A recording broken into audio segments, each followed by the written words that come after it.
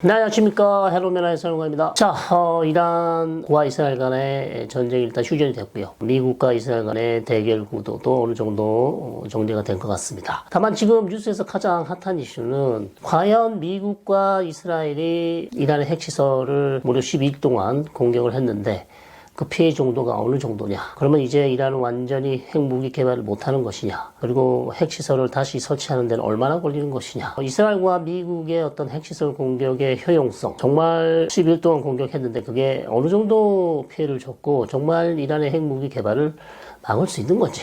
아니면 이란의 핵개발 시한을 그냥 뭐 한 5개월 늦췄다.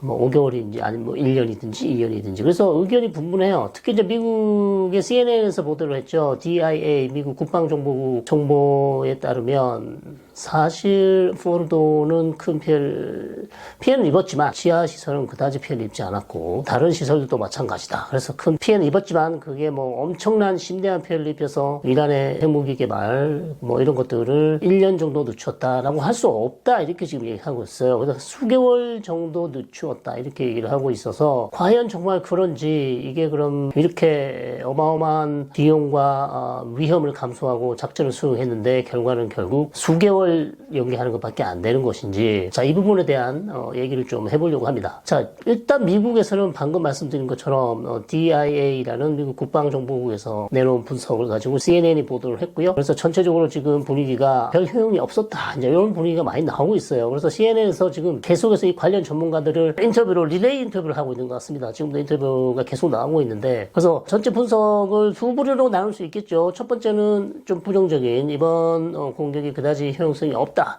그러나 이스라엘 쪽이나 이쪽에서는 그나마 잘했다. 그래도 효용성이 좀 있다. 효과가 있었다고 얘기하는 게 있어요. 그래서 일단 DIA 분석을 보시면 말씀드린 대로 이스라엘이 지금 때린 게 한 8개 핵시설을 때렸어요. 8개 핵시설을 때렸는데 가장 중요한 게 이제 나탄즈와 포르도겠죠. 그 외에 아르친, 그 다음에 카르만샤, 다른 지역이 또 많이 있습니다. 이런 시설을 때렸는데, 전체적으로 봤을 때 이란의 핵개발 의도를, 시한을 겨우 수개월 정도 늦췄다. 이렇게 보고 있고. 그러면 별 차이가 없는 거죠. 왜냐하면, 이란은 이미 이번 전쟁 전에 벌써 그 정도였거든요. 3주나 한 달 정도면 되는데, 사실 겨우 몇 개월 더 늦은 것밖에 안 된다는 거죠. 그렇게 보고 있고. 다만 이스라엘 쪽에서 하는 얘기는 설사 심대한 피해를 입진 않았지만 피해가 크지만 그리고 완전히 파괴하지 못했지만 그러나 이란이 최소한 6개월에서 1년 이상은 걸릴 것이다. 이렇게 지금 판단하고 있어요. 이렇게 판단 2년은 조금 과한 것 같기도 하고요. 물론 그러나 가장 현 시점에서 지금 이것을 예단하기는 어렵습니다. 결론 내기 어려워요. 시간이 좀 지나야 정확한 피해 상황을 알 수 있기 때문에.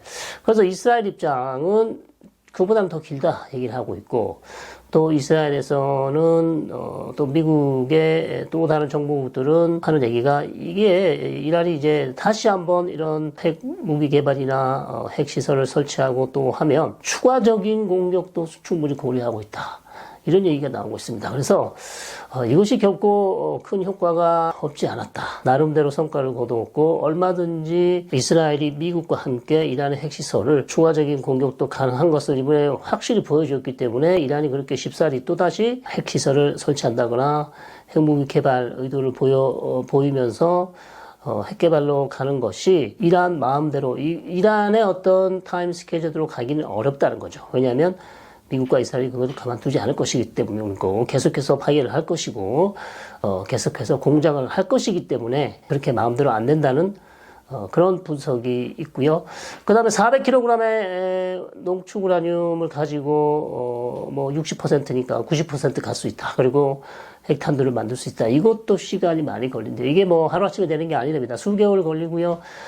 더 이스라엘 쪽에서 하는 얘기는 이런 핵탄두를 제조하는데 필요한 핵과학자들이 많이 이번에 사망을 했어요. 이스라엘에 관련해서 암살을 많이 했습니다. 그게 최소 15명이 넘는 걸로 그렇게 알고 있습니다. 그리고 그에 관련된 알카이브라든지 핵실험을 했던 문서, 그 다음에 거기에 또 필요한 시설, 이런 것들을 다 많이 파괴를 했기 때문에 이란이 결국 400kg의 우라늄 농축, 즉 고체 물질을 가지고 90%로 우라늄 농축을 하고 거기서 다시 핵탄두로 만드는 데 걸리는 시간도 최소 6개월에서 1년 더 걸릴 것이다. 그렇게 만만치 않다. 그리고 만약에 이란이 그러한 움직임을 보일 때 이스라엘도 역시 또 다른 조치를 취할 가능성이 높다. 이런 얘기를 하고 있더라고요. 이스라엘 쪽에서는. 그래서 이 양쪽 의견이 지금 팽팽하게 맞서고 있어요. 팽팽하게 맞서고 있는 그런 상황이고, 역시 이제 부정적으로 아까 말씀드린 DAI 분석뿐만 아니라 이번 즉 군사적 공격, 외부에서 이란의 핵무기 개발 의도를 꺾으려는 시도는 크게 성공하기 어렵다고 얘기하는 가장 중요한 이유는 계속해서 이란이 이제 의지를 꺾지 않는 이상 수단과 방법을 가리지 않고 핵시설이 파괴되면 다시 짓고요. 그 다음에 농축 우라늄을 다시 국제사회가 모르게 비밀 장소에 숨길 수 있고요. 그 다음에 핵과학자는 다시 또 훈련을 시키면 됩니다. 그렇죠?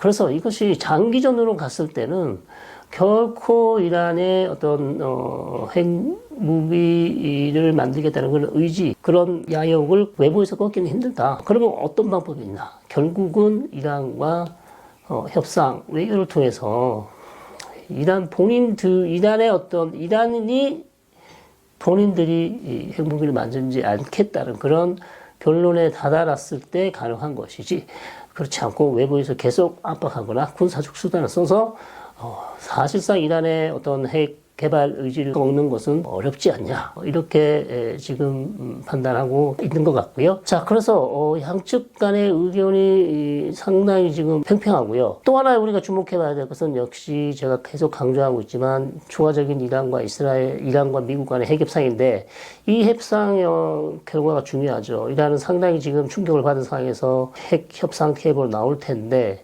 이전과 같이 똑같은 조건, 그러니까 우라늄 농축을 계속 주장할 것인지, 거기에 대해서 미국 트럼프 대통령은 어떤 입장을 취할 것인지, 여기에 지금 모든 관심이 쏠려 있어요. 그래서 이 부분이 상당히 중요하고, 그 다음에 핵협정이 잘 안 되면 유럽 국가들, 영국, 프랑스, 독일, 스냅백, 즉 10월 18일 이전까지 유럽의 어떤 이란에 대한 경제 제재를 복원할 수 있는 기간이 있죠. 이것도 이란에게는 상당히 큰 타격이에요. 상당히 큰 타격이기 때문에 유럽 국가들도 계속해서 이란에게 다시 한번 협상 테이블로 와서 미국과 좋은 협상을 해라, 타결을 지어라, 이렇게 얘기할 텐데, 과연 이란과 미국 간에 어떤 협상 방식이 될지 전망이 잘 안 됩니다. 협상이 그렇게 쉬울 것 같지 않고요.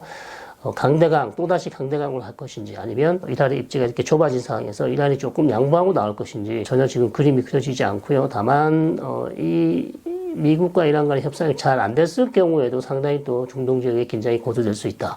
그래서 이번 휴전으로 모든 게 끝났다, 이제 좀 괜찮아지지 않겠냐. 물론 향후 한두 달 정도는 괜찮아질 수 있겠으나 여전히 중요한 문제가 아직 해결되지 않았기 때문에 항상 우리가 미래를 생각하실 때 여전히 아직 한 부분, 즉 이란과 미국 간의 핵협상이 다시 한번 중동 지역을 힘들게 할 수 있다, 긴장으로 몰고 갈 수 있다, 이렇게 염두에 두셔야 됩니다. 염두에 두셔야 되고 거기에 맞게 준비를 하시면 되겠습니다. 그리고 가자지구 전쟁 계속되고 있고요. 이 부분에 대해서 미국이 이제 이란 문제를 한숨 돌렸으니까 다시 한번 가자지구 전쟁 중단에 집중할 거예요. 그래서 이 부분도 계속해서 살펴봐야 될 것 같습니다. 자, 추가적인 얘기 또 나오면 전해드리도록 하고요. 감사드립니다.